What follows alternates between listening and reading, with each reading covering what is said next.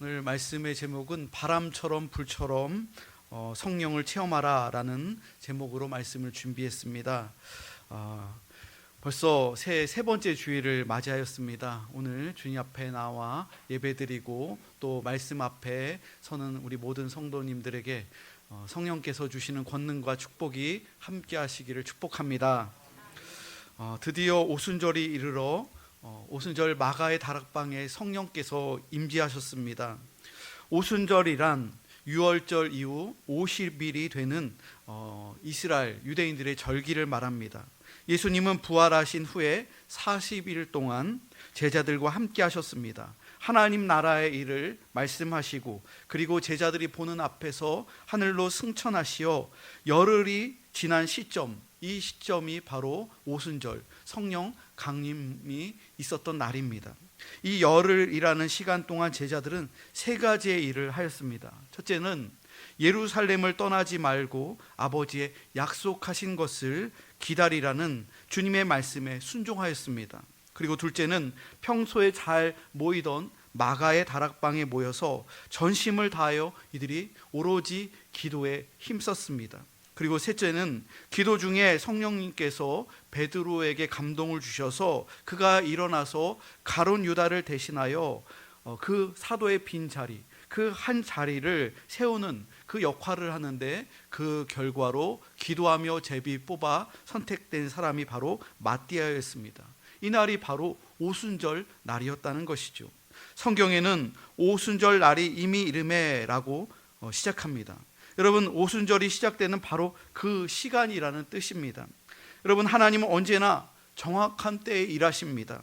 하나님은 일찍 오시는 법도 없고 또 늦게 오시는 법도 없습니다. 하나님의 정확한 때가 있다는 거예요. 그 때를 가리켜 하나님의 시간, 헬라어로 카이로스라고 합니다. 믿음을 가지면 하나님의 시간을 이해할 수 있게 됩니다. 믿음을 가지면 우리들이 죽을 때를 알고 또 살 때를 압니다. 꺾일 때를 알고 포기할 때를 압니다. 그러나 믿음이 없는 사람은 그 때를 이해하지 못하고 알지를 못합니다. 마치 그들은 영원히 살 것처럼 항상 말하고 그렇게 살아갑니다. 때를 이해하지 못하는 거예요. 믿음이 없는 사람은 기도하면서도 조급해합니다. 하나님은 정확한 때에 일하십니다. 오순절 날이 이미 이름에 그날 성령이 임하셨다는 것이죠. 우리는 여기서 오순절의 상징적인 의미를 살펴봐야 합니다. 구약에서 오순절은 77절 혹은 맥추절이라고 합니다. 이날은 보리 추수를 마치고 미래 첫 열매를 하나님께 드리는 축제의 날이었습니다. 하나님은 왜 하필 이날에 성령을 마가의 다락방에 내려주셨을까요? 성령 강림은 신약 교회가 하나님께 드려지는 거룩하고 영광스러운 영적 첫 열매를 의미하는 날입니다. 가장 귀한 것을 드리는 날, 하나님은 우리에게 가장 귀한 성령을 선물로 보내주셨다는 것이죠. 또한 놀라운 사실은 이 오순절 날이 이 날의 요일이었다는 거예요. 예수님께서 사망 권세를 이기시고 부활하신 그날이 바로 안식 후 첫날 주일이었다는 거예요. 그리고 성령 강림이 있었던 이 오순절날 역시 주일이었다는 거예요. 요한계시록 1장 10절 말씀을 보면 사도 요한이 반모섬에서 계시를 받았을 때 하늘의 환상이 보여지고 성령의 계시를 받은 날도 주의 날, 바로 주일이었다는 거예요. 그래서 오늘날 교회가 토요일이 아니라 토요일 안식일을 지키는 것이 아니라 주님의 날, 주일을 우리가 지키는 것이죠. 주일에 하늘문이 열릴 줄로 믿습니다. 주일에 부활의 생명이 시작되고 주일에 성령의 권능이 내려지는 줄로 믿으시기 바랍니다. 그러므로 오늘 우리가 드리는 이 주일의 예배는 단순한 그냥 종교 행사가 아니라 첫 열매를 주님 앞에 드리는 오순절의 축복이 임하고 하늘문이 열리는 그 기적의 시간, 축복의 시간임을 기억하시기 바랍니다. 이 위대한 오순절 부흥의 날, 성령의 세 가지 독특한 현상이 일어났습니다. 우리는 이 현상을 통하여 우리에게 임하시는 성령님이 누구인지, 성령님이 어떠한 특성을 가지고 있는지를 이해할 수 있습니다. 첫 번째로 바람 같은 소리로 성령을 체험하라. 따라해 봅시다. 바람 같은 소리로 성령을 체험하라. 우리가 성령을 체험하는데, 예배를 통해서 기도하면서 말씀을 들으면서 성령을 체험하는데, 바람 같은 소리로 우리가 성령을 체험한다는 거예요. 오늘 본문의 2절 말씀을 한번 보여주세요. 2절을 함께 읽어보겠습니다. 시작. 호련히 하늘로부터 급하고 강한 바람 같은 소리가 있어 그들이 앉은 온 집에 가득하며. 여러분, 성령 강림의 첫 번째 특징은 청각적이었습니다. 소리로 들렸다는 거예요. 급하고 강한 바람 같은 소리가 그 마가의 다락방, 120명이 모인 그 다락방에 그 소리가 들렸다는 거예요. 가득 들렸다는 거예요.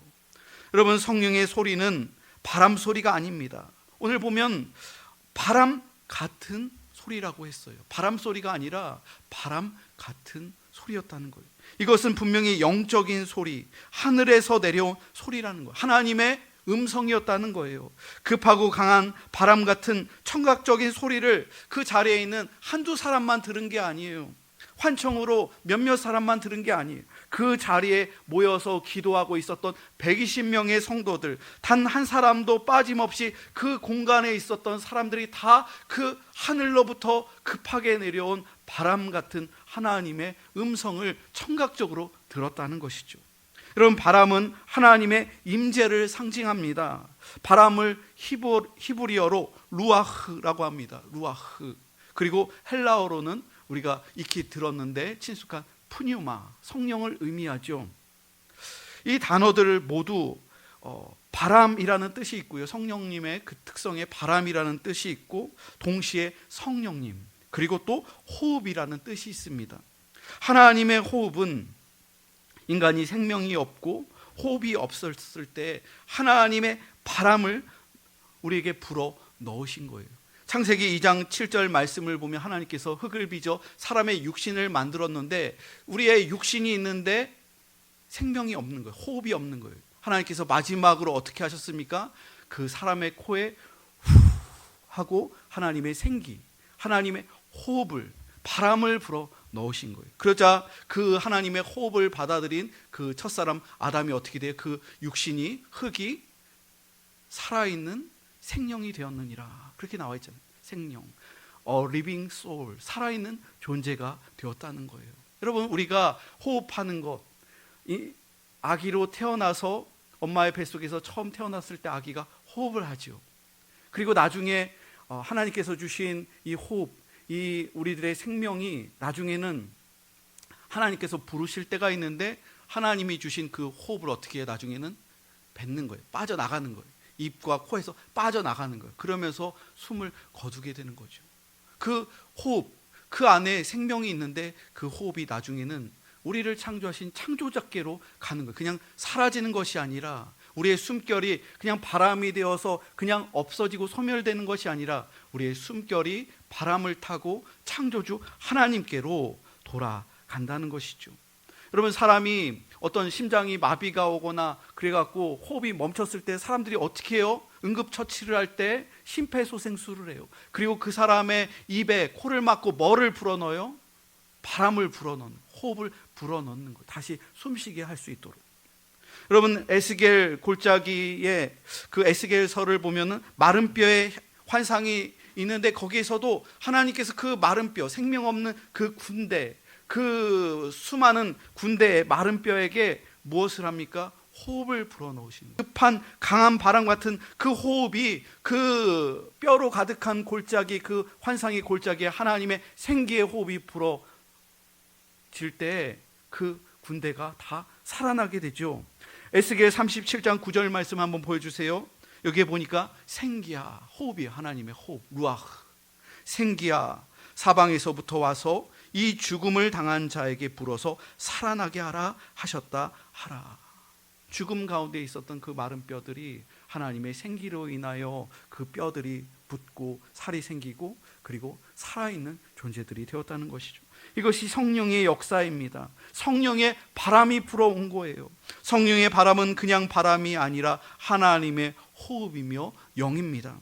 열왕기상 19장 11절 말씀을 보면 여호와 앞에 크고 강한 바람이 산을 가르고 바위를 부수고 그 후에 산을 흔드는 엄청난 지진이 일어났다고 증거합니다. 여기서도 크고 강한 바람, 하나님의 호흡이 불어닥친 거예요.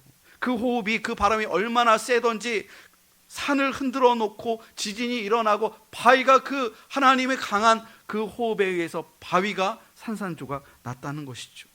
오순절날 120명이 기도하고 있던 바로 그 시간에 각 사람에게 하나님의 호흡이, 하나님의 숨결이 각 사람에게 불어닥쳤다는 거예요.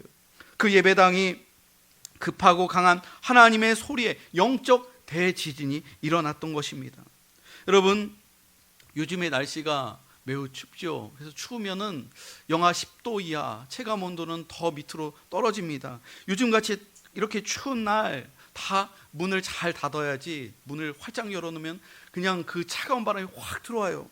가족들이 다 추워서 보일러를 틀고 또 옷을 두텁게 입고 때로는 온돌방에 앉아서 이불을 이렇게 뒤집어 쓰고 있는데 누군가 갑자기 그 문을 확 열었다고 생각해 보세요. 그럼 바깥에 차가운 바람과 공기가 순식간에 그 공간에 확 들어올 거예요. 이처럼 급하고 강한 바람 같은 성령이 임하셨을 때 120명의 성도들이 기도하고 있던 이 다락방의 온도와 공기가 순식간에 바뀌게 된 거예요.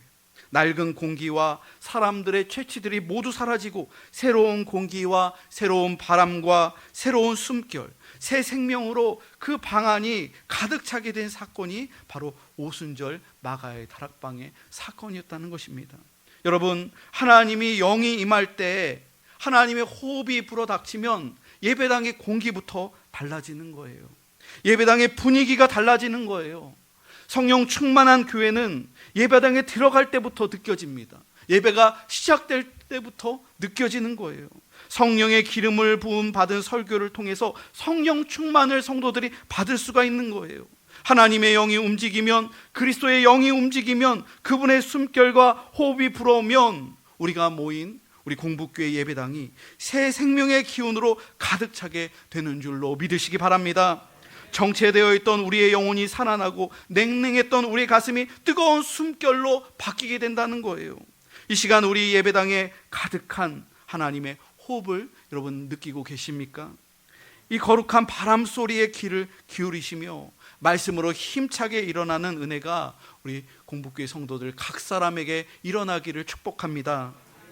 두 번째로, 성령의 불로 성령을 체험하라. 따라해 봅시다. 성령의 불로 성령을 체험하라. 성령을 체험한다는 거는요, 불을 받는 거예요. 불을 받는 거예요.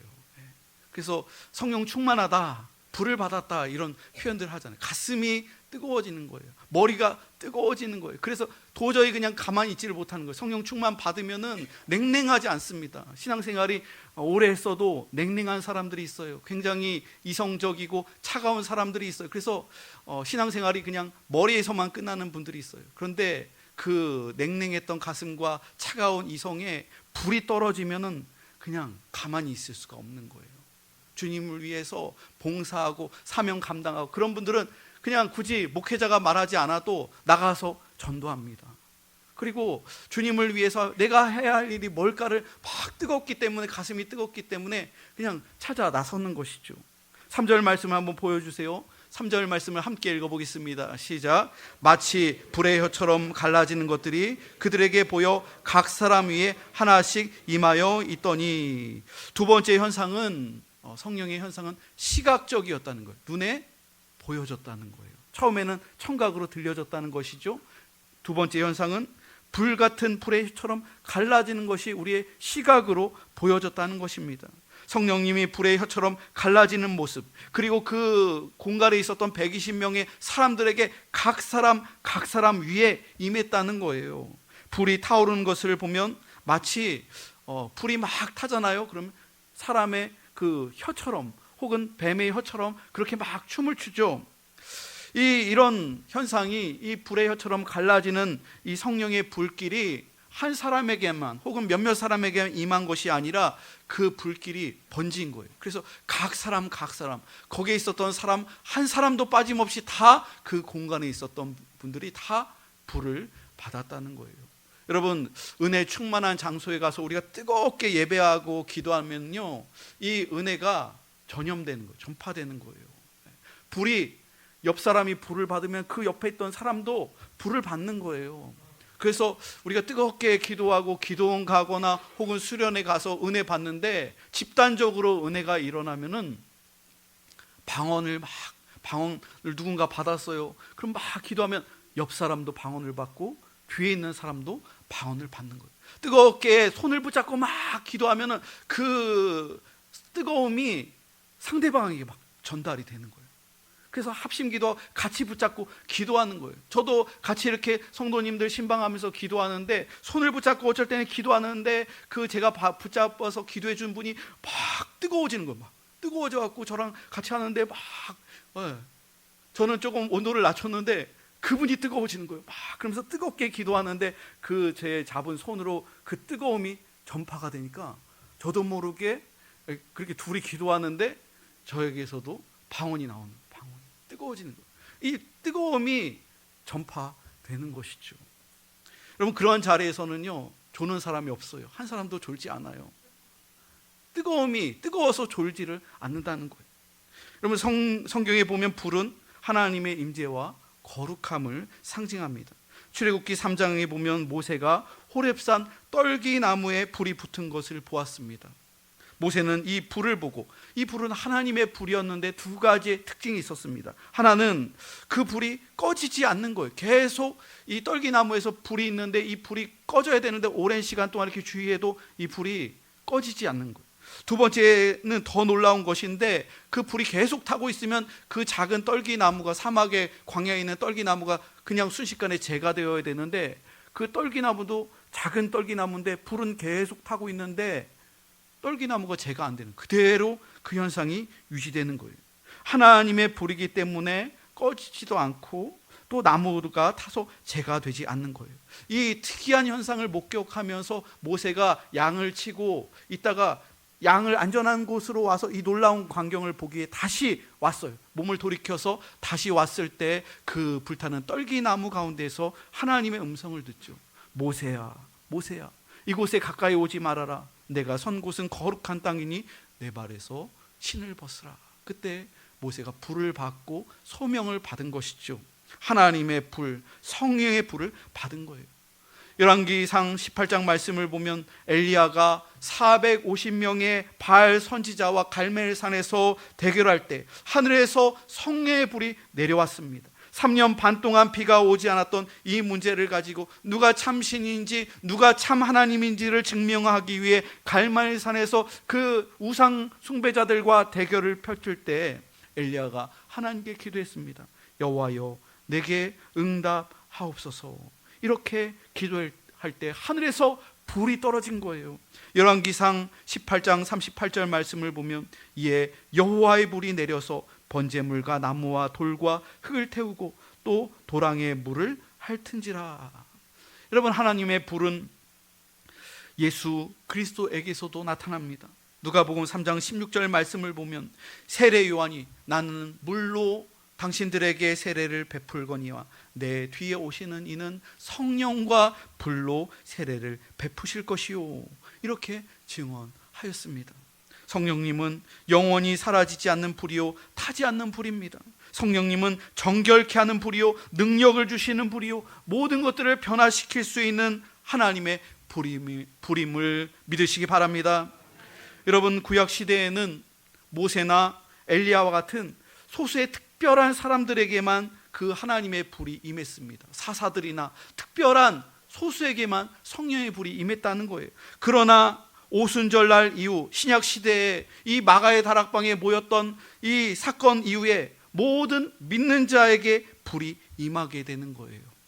예수님께서 약속하신 보혜사 성령님은 구약 시대에는 몇몇의 특별한 사람들, 하나님께 부르심을 받은 특별한 사람에게만 임했지만 마가의 다락방에 모여있는 평범한 신자들에게, 평범한 신자들에게 남녀노소 구분 없이 120명의 사람들에게 각각의 머리 위에 불이 임했다는 거예요.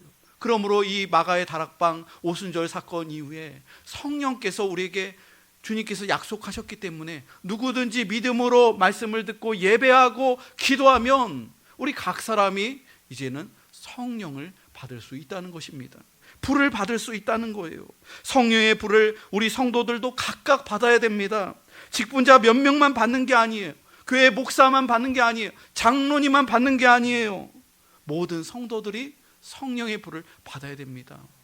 우리의 자녀들도 성령의 불을 받아야 돼요. 어린 아이들도 성령의 불을 받아야 되고요. 청소년도 성령의 불을 받아야 되고 청년들도 성령의 불을 받아야 되는 거예요. 성령의 불을 장년들만 받는 게 아니에요. 아이들도 성령의 불을 받아야 됩니다. 성령의 불을 받은 아이들은요 다릅니다. 예배 드리는 게 달라요. 어린이들도 주님을 사랑하고 성경을 암송하고 찬송을 얼마나 열심히 하는지 몰라요. 성령 받은 청소년들의 가치관이 다릅니다. 불을 받으면은 능력이 생기고 꿈이 생기고 비전이 생기는 거예요. 또한 노인들 역시 마찬가지예요. 80이 넘고 90이 넘어도 역시 성령의 불을 받으면요 그 성령의 불이 생명을 연장시키고 그 성령의 불로서 사명을 감당하고 지치지 않고 계속해서 주님 부르시는 그날까지 사명을 감당하는 거예요. 여러분, 여호수아와 갈렙, 이 산지를 내게 주소서. 갈렙이 그 비전을 가졌을 때 성령의 불이 있는 사람이었기 때문에 80이 넘었음에도 불구하고 주의 사명을 감당한 거예요. 믿음의 사람 아브라함 역시 마찬가지예요. 100세가 되었을 때 아브라함에게도 믿음이 있었고 성령이 있었기 때문에 불가능 가운데서도 주님의 그 약속을 믿을 수 있었다는 것이죠. 여러분, 우리가 주님을 믿고 또 사명을 감당하기 위해서 성령의 불을 받아야 됩니다. 힘이 있어야 돼요. 성령을 받으면 능력을 받는 거예요. 여러분, 우리도 사랑도 힘이 있어야 할 수 있는 거예요. 용서도 힘이 있어야 할 수 있는 거예요. 성령의 불이 있어야 사랑할 수 있고요. 성령의 불이 있어야 타인을 용서할 수가 있는 거예요. 또한 병들었을 때에도 암이 닥치거나 아니면 다른 우울증이나 여러 질병들이 우리를 괴롭게 해도 성령의 불을 받으면 그 질병이 사라지는 기적도 나타날 수 있는 거예요. 여러분, 우리들이 믿음 생활하면서 우리 교회에서도 이러한 성령의 불이 질병들을 태워버리고 없앤 사건이 여러 번 있었습니다. 그것이 그냥 과거의 일이니까 무덤덤해지는 것이 아니라, 여러분 생각해 보세요. 우리가 기도했을 때 암이 있다고 해서 수술실까지 갔는데 그게 없어져서 그냥 수술 안 하고 나오신 분이 있잖아요. 그리고 저희 집에 둘째 아들이 그 증거잖아요. 서울대학교 병원에서 뇌종양이 있었는데 기도해서 성령의 불이 그 뇌종양을 녹여주고 없애줘갖고 지금 건강하게 예배드리고, 이 아이가 밤마다 2시간 이상 계속 기도를 해요. 우리 공부교회를 위해서 기도하고 저희 성찬이가 아빠 설교를 위해서 기도해 주는 거예요. 이번 주에 제 생일이 있었는데 우리 성도님들이 축복해 주시고 그래서 생일을 잘 지냈어요. 가족들과 생일 이렇게 케이크를 이렇게 자르고 하는데 제가 둘째 아들에게 기도해 달라고 했어요. 아빠, 제가 생일 선물로 기도해 드릴 거예요. 근데 막 기도를 해주는데 아빠가 설교를 할 때 옛날 설교하지 말고 새 설교를 하게 하시고, 아빠가 설교할 때 새벽기도 설교, 매일 하는 새벽기도 설교, 수요 예배 설교, 주일 설교 능력 있게 잘 전해서 공부교회가 100명 부흥할 수 있게 해주시고 공부교회 성도들이 잘 되게 해주시고 그렇게 기도해주고 있어요. 이 아이가 얼마나 감사한지 몰라요. 살아있는 하나님의 증거죠. 고쳐주신 증거죠. 세 번째로 전인격으로 성령을 체험하라. 따라해 봅시다. 전인격으로 성령을 체험하라. 여러분, 성령님은 우리가 단지 영적으로만 체험하는 것이 아니라 물론 영적으로 체험하는 것인데 우리의 몸으로도 육신으로도 성령을 체험할 수가 있는 거예요. 그리고 우리의 인격, 전인격에 성령님이 임재하시는 것이죠. 에베소서 5장 18절 말씀 한번 보여주세요. 이 말씀 함께 읽어보겠습니다. 시작. 술 취하지 말라. 이는 방탕한 것이니 오직 성령으로 충만함을 받으라. 여러분, 성령 충만이 뭐예요? 바로 내 삶 속에, 내 몸 속에, 내 머릿속에 성령이 임하는 거예요. 여러분, 술로 충만해지면 어떻게 될까요? 술을 많이 마셔요. 성령으로 충만해야 되는데 술을 너무 많이 마셔요. 알코올의 지배를 받게 되죠.